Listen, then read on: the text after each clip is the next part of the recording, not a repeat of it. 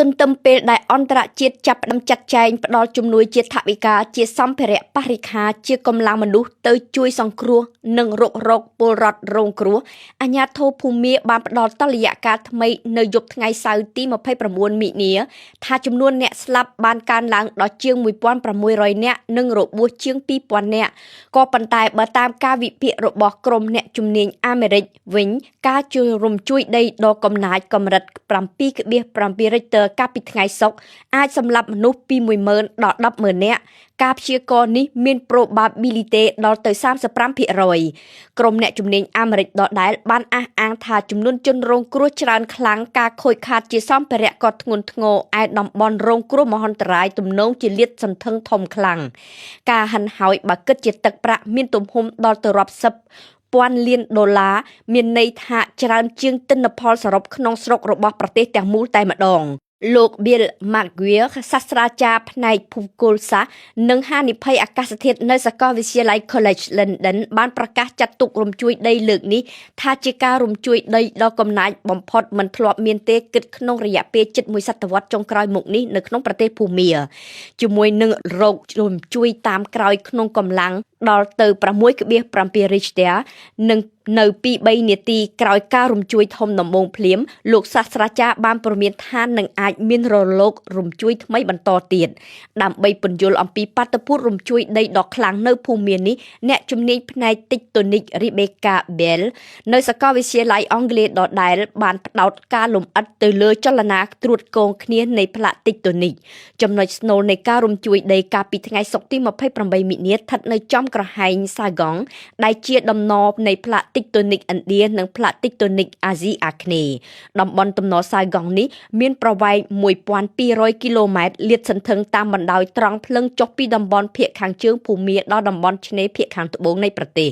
ហេតុដូច្នេះហើយបានជាការរំជួយដីរៀលអង្រួនក្នុងផ្ទៃក្រឡាដ៏ធំខ្លាំងរហូតដល់ក្រុងបាងកកដែលស្ថិតនៅចម្ងាយជាង 1000 គីឡូម៉ែត្រពីគ្នា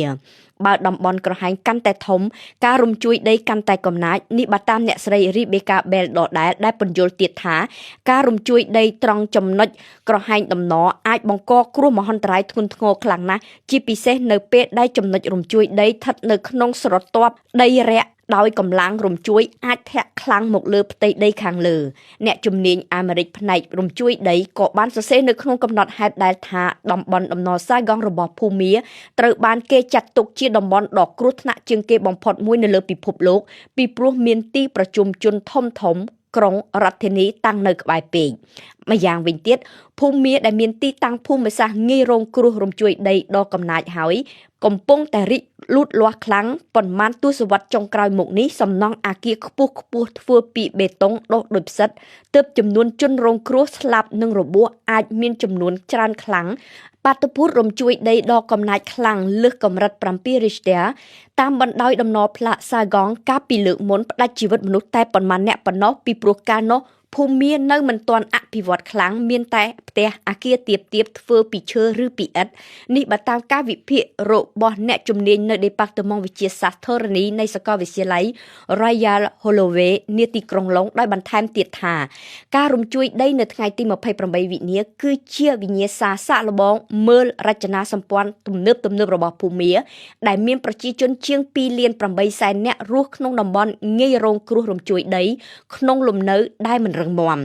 សម្រាប់អ្នកឯកទេសផ្នែកកាត់បន្ថយមហន្តរាយនៅសាកលវិទ្យាល័យ College London វិញព្រះធរណីស្រូបមនុស្សមិនស្លាប់ទេតែមនុស្សស្លាប់ច្រើនដោយសារតែការបែករលំរចនាសម្ព័ន្ធអគារនានាដូច្នេះរដ្ឋាភិបាលគឺជាអ្នកទទួលខុសត្រូវលើច្បាប់និងបទដ្ឋានសុវត្ថិភាពសំណង់មហន្តរាយលើកនេះបានឆ្លុះឲ្យឃើញអំពីអសមត្ថភាពរបស់រដ្ឋាភិបាលភូមាដែលបើធ្វើការត្រឹមត្រូវអាចសង្គ្រោះជីវិតពលរដ្ឋបានច្រើនពីគ្រោះរំជួយដីចុះនៅក្នុងប្រទេសថៃវិញ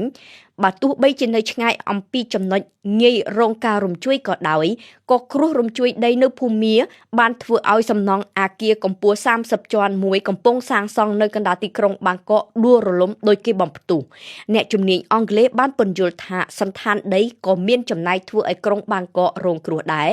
ដីចាក់ចម្រុះដោយសសរគ្រឹះឯបច្ចេកទេសសាងសង់នៅបាងកកត្រូវការតែរៀបគ្រឹះដោយបុកសសរទៅក្នុងដីមិនចាំបាច់ប្រើធ្នឹមពង្រឹងទេ បច្ចេកទេសនេះមិនអាចធន់នឹងការរំជួយដីឡើយហេតុដូច្នេះហើយបានជាអ្នកជំនាញផ្នែកហានិភ័យមហន្តរាយយល់ថា